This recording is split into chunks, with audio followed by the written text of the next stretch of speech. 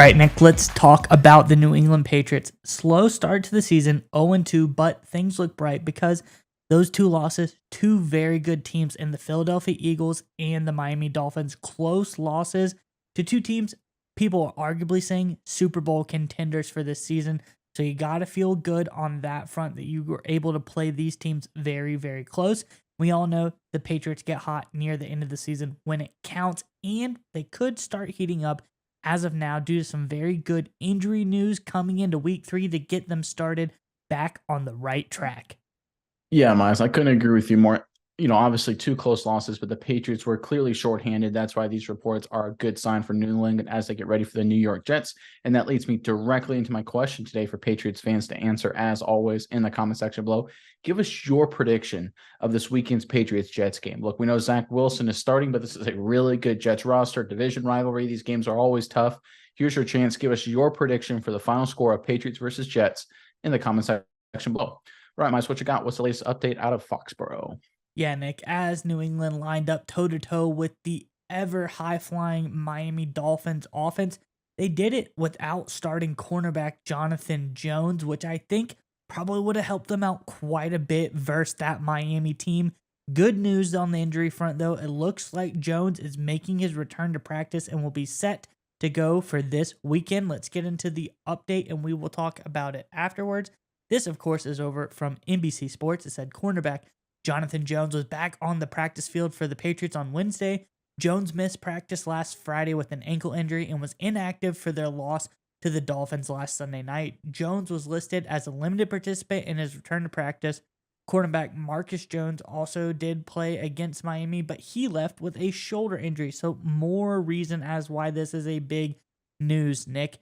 He did not participate in practice. Neither did Devon Godchow, which was not non-injury related defensive tackle. So those were the only other Patriots that were out of practice Wednesday. So things are looking good, Nick.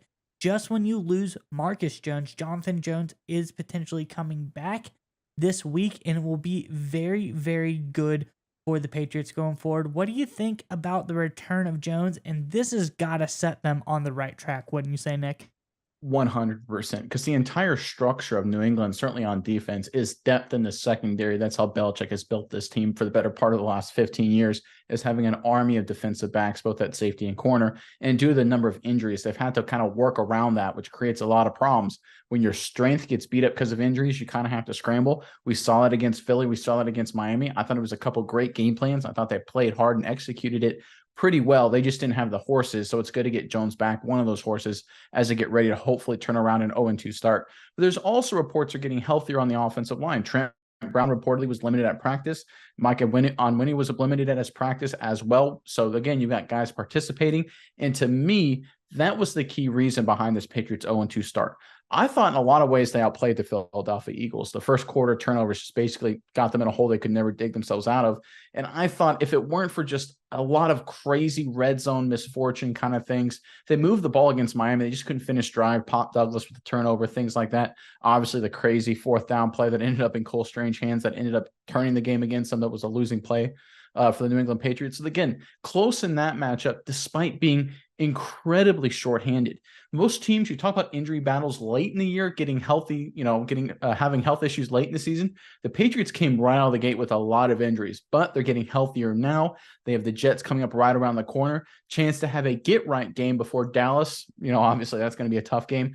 But again, this is a Patriots team we've seen the last 2 Sundays, not even remotely close to full strength. They're going to get better and better just because they're actually getting their quality starters on the field.